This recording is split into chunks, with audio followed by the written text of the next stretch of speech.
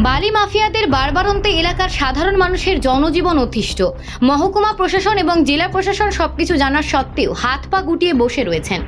বিনা লাইসেন্সে অবৈধভাবে জোরপূর্বক ঘনবসতি এলাকায় মানুষের জমিতে গর্ত খুঁড়ে প্রতিদিন হাজার হাজার টাকার বালি বিক্রি করে বড়লোক হওয়ার ধান্দায় মেতেছে বালি মাফিয়ারা। আবারও ঠিক এমন কয়েকজন বালি মাফিয়ার সন্ধান মিলল গোলাঘাটি বিধানসভায় কাঞ্চনমালা এলাকার ৬ নং ওয়ার্ডের গোকুল সর্দার পাড়ায়। স্থানীয় এলাকাবাসীদের অভিযোগ, ওই এলাকায় গত 15 থেকে 20 দিন ধরে রাষ্ট্রবাদী নেতার পরিচয়ধারী সুমন দেবনাথ, সমরচন্দ্র দেব ক্ষমতার বলে ঘনবসতি এলাকায় জোরপূর্বক মানুষের জমি দখল নিয়ে মাটি খুঁড়ে থেকে প্রতিদিন হাজার হাজার টাকা বালি বিক্রি করছে অবৈধভাবে।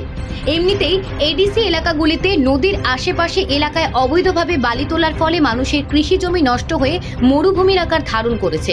ঠিক একইভাবে কাঞ্চনমালা এলাকার গোকুল সর্দার পাড়াটিও প্রতিদিন এভাবেই বালি তোলার ফলে মরুভূমি আকার ধারণ করবে বলে অভিযোগ করছে স্থানীয়রা, যার ফলে এলাকার মানুষের বালি মাফিয়াদের উৎপাত থেকে বাঁচতে গত 18 এপ্রিল আমতলী থানায় লিখিত আকারে একটি মামলা দায়ের করেছে।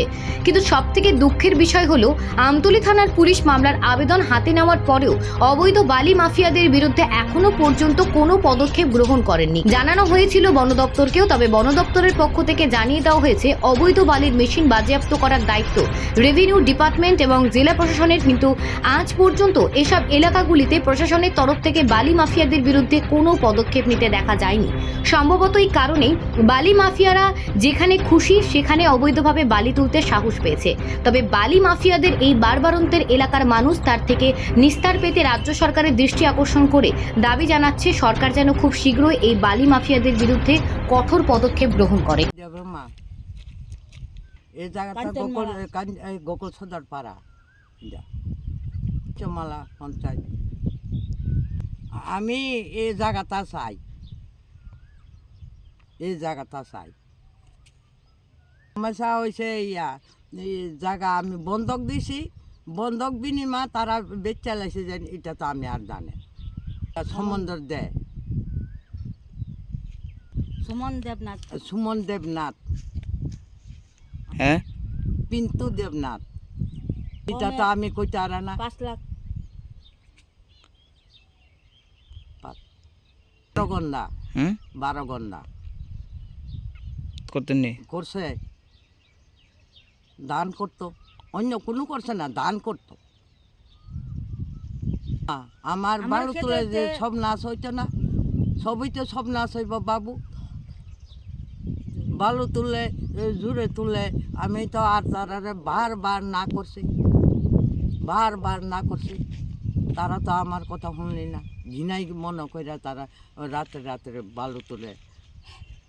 হ্যাঁ, বাড়ির মধ্যে হুমকি দে 15 লাখ নষ্ট করবো, তবে দেখাই দিব। জানাইছি আমতলী থানা, আমতলী থানা তারা কইছে যামো, কইয়া তো আর কোনো কইছে না। এরপর আইসি এই দূরবীন টইটো দিছি, বালু বেচ চালাইছে তারা চুরি করে রাতে রাতে 20 গাড়ির মতন। নিজে গিয়া কইছি, আইসে না তো, কালকে এমন কথা আইসে না তো, সকল তারাই তো করে রাখে। আমি পরস্তারে ইয়া করলেও তারা ধরবই না। এ সময় ওখানে কয় বুথের সময় কয়েকদিন পরে আইও, সোমবারে আওয়ানোর কথা পরস্তার আইসে না, ডিম থেকে লুক আইসে না। আমরা এই সমস্যা রয়েছে, এই সমস্যা না সালে যাইতে না। মেশিনগুলোর এটা তো কইতে পারে না, কাগজ দাতাম মিশিং নাই বোধহয়, মেলা জন আছে, অন্তত 20 জন থাকবো কৃষকরা।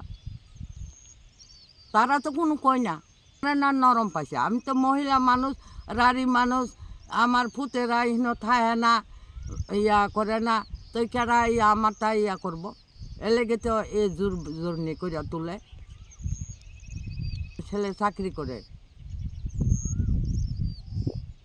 আমার বাড়িতে মাইয়া থাহে, নাতি একটা আছে, একজন, এই দুই। সরকারের কাছে আবেদন চাই, আমার এখানে জায়গার আমি জায়গা চাই, বালু যেমন ইয়া আমি আবেদন করি।